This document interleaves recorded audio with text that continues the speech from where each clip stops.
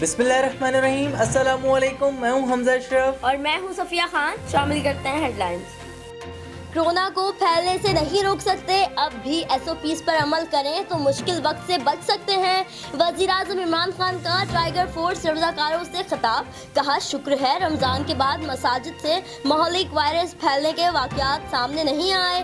ملک اب lock down کا متحمل نہیں ہو سکتا، ممکن ہے آنے والے دنوں میں مخصوص متاثرہ علاقوں کو سیل کرنا پڑے۔ عمران خان نے بجٹ سے متعلق بھی خبردار کر دیا، بولے کاروبار بند کرنے سے 800 ارب روپے ٹیکسز میں کمی آئی، پوری قوم کو بڑے چیلنجز کا سامنا ہو سکتا ہے۔ سرکاری ملازمین کی تنخواہوں میں اضافہ نہ کیا جائے، نئی ملازمتیں بھی نہ دی جائیں۔ بجٹ سے پہلے آئی ایم ایف نے بڑے مطالبات کر دیے، غیر ضروری اخراجات کم کریں، گاڑیاں بھی نہ خریدنے کی تجویز۔ حکومت نے آئی ایم ایف کا تجویز کردہ ٹیکس ہدف کو غیر حقیقی قرار دے دیا۔ وزارت خزانہ کے مطابق زیادہ ہدف مقرر کرنے سے منی بجٹ آ سکتا ہے۔ پاکستان اسٹیل مل کے ملازمین کی برطرفی نامنظور، ملازمین کی برطرفی کا معاملہ سینٹ تک پہنچ گیا۔ اپوزیشن اراکین کی حکومت پر سخت تنقید، مشاہد اللہ نے اسد عمر سے استعفے کا مطالبہ کر دیا۔ سراج الحق نے حکومت کو 1 کروڑ نوکریوں کا وعدہ بھی یاد دلا دیا۔ کورونا وائرس کے باعث 30 لاکھ پاکستانی بے روزگار ہو سکتے ہیں۔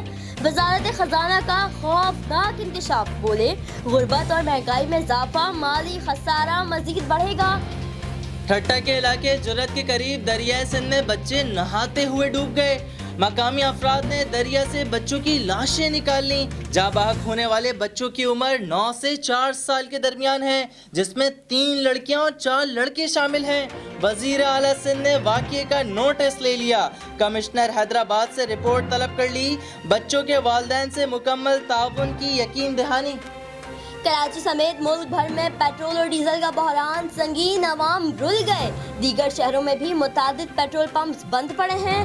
پیٹرولیم ڈویژن کے مطابق کوئی بحران نہیں، پیٹرول کا 12 روز کا اور ڈیزل کا 17 روز کا ذخیرہ موجود ہے۔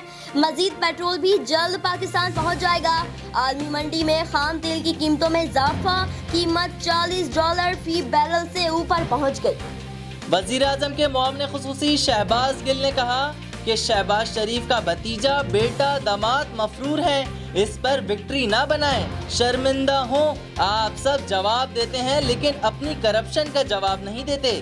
عمران خان آپ سب سے جواب لیں گے۔ سندھ میں کرپشن کو سندھ حکومت نے پروان چڑھایا، اگر منی لانڈرنگ نہ ہوتی تو یہ پیسہ سندھ کی عوام کی بہتری کے لیے ہوتا۔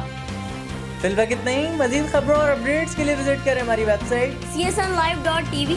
اس کے علاوہ آپ ہمیں فیس بک اور ٹویٹر پر بھی جوائن کر سکتے ہیں۔ دیکھتے رہیے CSN۔